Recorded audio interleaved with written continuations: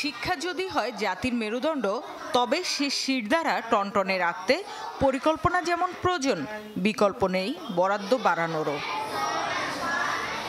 কিন্তু বাংলাদেশ জন্মের পর থেকে এখন অবধি চিত্রটা কেমন? বিশ্বব্যাংকের তথ্য বলছে, স্বাধীনতার পর থেকে এদেশের মোট দেশজ উৎপাদনের অনুপাতে শিক্ষায় খরচ হয়েছে সর্বোচ্চ 2.2%। অথচ কত সরকার এলো গেল, চিকন থেকে মোটা হলো বাজেট, বাড়লো কলেবর। ওয়ালটন ফ্রিজ কিনে অনেকের মতো আপনিও হয়ে যেতে পারেন মিলেনিয়াল। সেরা পণ্যের সেরা অফার। হতাশ হতে হয় আশেপাশের দেশের সাথে তুলনা করলেও। এখানেও বাংলাদেশের পেছনে শুধু ঋণের চাপে জর্জরিত শ্রীলঙ্কা আর রাজনৈতিকভাবে অস্থির পাকিস্তান। অথচ জাতিসংঘ বলছে জিডিপির অন্তত 6% বরাদ্দ থাকা উচিত শিক্ষা খাতে।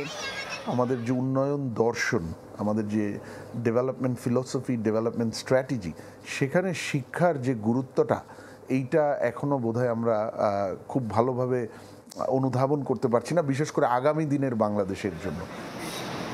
শিক্ষাবিদরা মনে করেন, নতুন শিক্ষাক্রমের মাধ্যমে এ খাতকে ঢেলে সাজানোর যে পরিকল্পনা, বরাদ্দ না বাড়ালে তা বাধাগ্রস্ত হবে।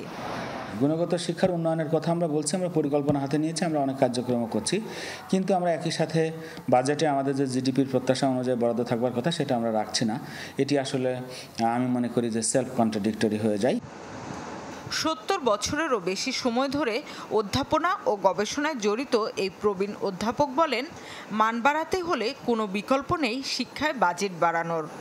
যারা রাষ্ট্রের নীতি নির্ধারণ করেন তাদের ছেলেমেয়েরা কিন্তু ইংরেজি মাধ্যমে পড়ে এবং তাদের চোখ থাকে বিদেশে যাওয়ার দিকে। উচ্চ পর্যায়ের মানুষদের, নীতি নির্ধারকদের আগ্রহটা আমাদের মূলধারা সম্পর্কে কম। এটা আগে যতটা ছিল সেটা এখন ক্রমাগত কমছে, আমরা দেখতে পাচ্ছি। বলেন, শুধু মুখেই নয়, তাগিদ থাকতে হবে নীতি নির্ধারকদের, অনুধাবন করতে হবে শিক্ষা গবেষণার গুরুত্ব।